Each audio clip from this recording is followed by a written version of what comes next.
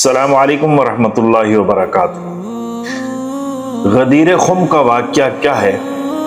10 ہجری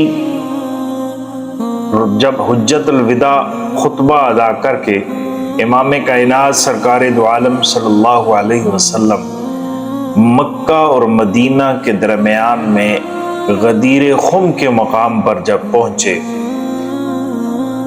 وہاں آپ صلی اللہ علیہ وسلم نے صحابہ اکرام رضی اللہ تعالیٰ عنہ سے خطاب فرمایا۔ چونکہ اس وقت کے حالات کچھ ایسے بن چکے تھے کہ کچھ گروہ، کچھ لوگ حضرت علی رضی اللہ تعالیٰ عنہ کی مخالفت میں اندر ہی اندر ایک منصوبہ تیار کر رہے تھے۔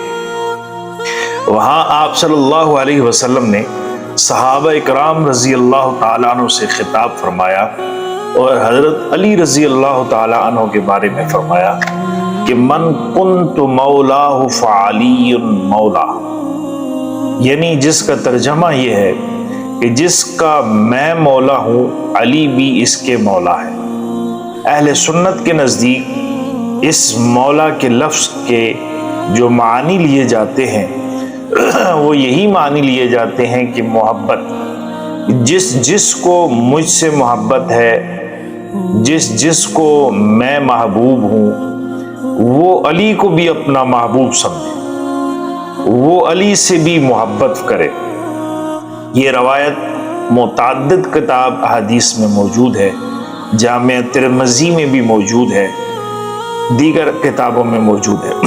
اہل سنت کے نزدیک اس حدیث کا مطلب حضرت علی رضی اللہ تعالیٰ عنہ کی فضیلت، محبت اور نصرت کو بیان کرنا۔ اس میں خلافت کے لیے صریح تقرری کا ذکر موجود نہیں، اور حضرت علی رضی اللہ تعالی عنہ رسول اللہ صلی اللہ علیہ وسلم کے چچا زاد بھائی، داماد اور جلیل القدر صحابی تھے، اور ان کی محبت تمام مسلمانوں پر واجب ہے۔ ان کے گھر والی، ان کی بیوی یعنی حضرت فاطمہ رضی اللہ تعالی عنہ تمام عورتوں کی جنت میں سردار ہوں گی، اور ان کے لخت جگر حسنین کریمین جناب حضرت حسن رضی اللہ تعالیٰ عنہ اور حضرت حسین رضی اللہ تعالیٰ عنہ دونوں صاحبزادے یہ کل قیامت کے دن جنت میں تمام جنتی نوجوانوں کے سردار ہوں گے۔